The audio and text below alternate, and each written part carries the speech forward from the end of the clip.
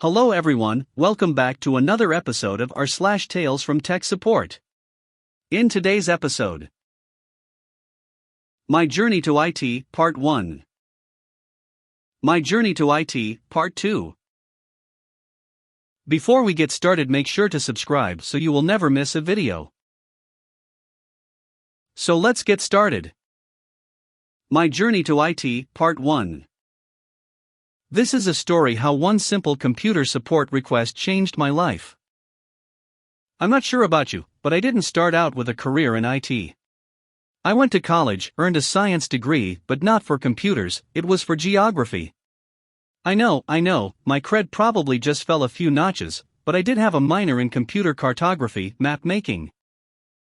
I should back this up a bit. Harp sounds in the background. It was the late 1970s, and my dad brought home a box from the store. He worked for a large oil and gas company, and was always trying to keep up with the latest technology. The box contained a computer, but not just any computer, it was a TRS-80 from Radio Shack. This computer was also known as the Trash 80, or the Crash 80, and yes, it definitely earned that nickname. I learned some basic and learned how to hook it up, and a lot of restarts. We updated to a system that just did either word processing or spreadsheets called Peachtree. Then we moved up to a 286 computer, and then the fast 386. All the while I'd help set up each station and play around with the old one. I ended up taking that 386 to college to do papers and play games, loading 18 discs to play a single game. All that to say that growing up with computers was just normal for me. While going to graduate school, I was getting bored. My classes were at night, and I'd finish my homework fairly quickly. I figured I could work during the day and do school at night. I got a job as a temp at a consultant company. They were consultants for PeopleSoft software. As I was checking expense reports versus the receipts, the owner's wife, OW, walks in the room and asks to the half-dozen people in the room, including me. OW, hey, can anyone put this together? Me, what is it? OW, it's a computer. The crowd quickly lowered their heads. Me, sure, I can do it. OW, are you sure? Not looking at me with confidence. Me, yes, I'm sure. I've done it before. She left me the box and I started taking out all the parts and started to put it together. It seemed simple to me. Back then each mouse, keyboard and video cord could only be put in its own special port, and some systems were color-coded. It took me about 10 minutes to open, put together and turn it on. I went back to checking expense reports as OW walked by. Me, OW, your computer is ready. OW, what? Me, your computer, I'm done setting it up. See, it's turned on and ready to go. OW, already? Oh, okay. She stops as if to ponder, thanks for doing that.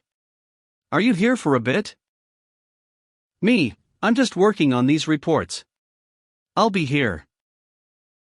OW walks back towards the owner's office, and I get back to work not really thinking that something was happening. OW walks back to me. OW, so Bam Bam 67, how would you like to work here full time? I was hired as the office manager. I know, you think I was going to be hired as their IT guy, but I wasn't. I was the office manager, which included duties such as working at the front desk, answering phones, making coffee, shipping and receiving, maintaining office supplies, and any occasional computer stuff. I set up our consultants with Toshiba satellite laptop. There was no mouse pad, the mouse was a roller ball that you would attach to the right side of the keyboard. I actually still have one, and it still works, bringing up Windows 3.1.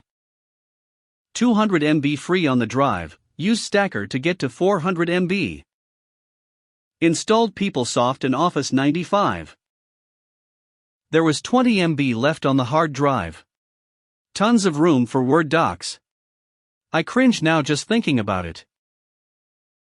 I worked as the office manager slash front desk slash IT for about a month when it happened. The owner wanted to move the office. That was the second thing that changed my career path forever. I'll talk about that in part 2. Part 2. My journey to IT, part 2. Part 1. So I'm sitting at the front desk of our small office when I notice that the owner's wife, sales manager and VP are having a meeting in owner's office. The owner's office had all windows, so there was no secret meetings. They kept looking and pointing at me. Oh Lord, what did I do? The week before we had run out of regular coffee, and I wouldn't be able to get more until the next day, but people still wanted coffee, so I made only what we had, decaf. Yes, I know, I was young and dumb. I was afraid to say anything at the time, and then most people in the office that day started to get a headache. Those were my BC days, before coffee. Luckily, I had 2 full bottles of aspirin. To this day only myself and a temp we had at the time know of the terrible decaf day of 1995. So I wasn't sure what the deal was until they called me into the office. Owner, oh hey Bam Bam 67, how's it going? Me, everything's good. There's fresh and caffeinated coffee brewed. Oh, we called you in today to assign you a project. Me, oh okay, what kind of project? The group looks at owner and owner back to me. It made me a little nervous. Oh, we have an opportunity to move from this building to a larger office space. Me, okay. Oh, we'd need you coordinate the movers, new phone system, computer network, and whatever else comes up. You need you to take point on this. Me, wow, okay, what's the time frame?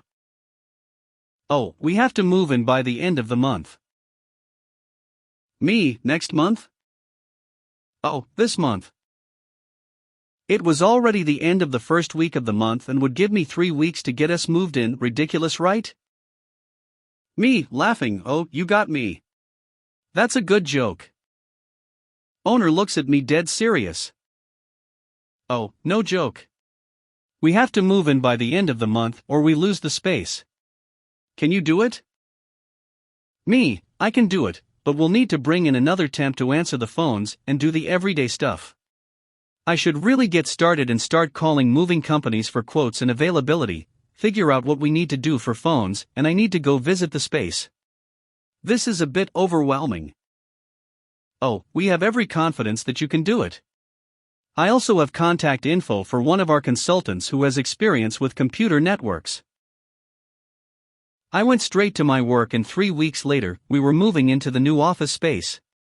I made a friend along the way, the network consultant, NC. NC was a consultant who didn't like to fly. I have no idea how he got hired because all of our consultants had no choice but to travel. So instead of consulting for PeopleSoft, he led the way to put together our office network, printing network, and a bank of 30 modems in the server room so employees could dial in to check their email. Then NC and myself got called into a meeting with the owner. Oh, I want to thank both of you for doing such a great job putting this all together. Me, of course, it was tough but a good learning experience for me. Oh, since we are growing so fast, we are going to need someone to be our director of IT. NC, I'd like to offer that position to you if you'll take it. Again, no, I didn't expect to be offered the job. I was still learning about how the business ran and all the ins and outs of IT. NC, I'll take the position but... Oh, but what? NC, I'll only do it if Bam Bam 67 comes with me to new IT group. Oh, done. That moment changed my life. Not to mention a great ego boost. It was awesome to feel appreciated and awarded after such hard work. I became an IT analyst and my career began. I took on many roles including webmaster, Lotus Notes programmer, help desk supervisor, and eventually Bay Area IT manager, but those are stories for another time. Just a reminder to not belittle small beginnings, and when opportunity presents itself, go for it and go after it. You never know to who or what it might lead to. Until next time, my IT brothers and sisters. Cheers.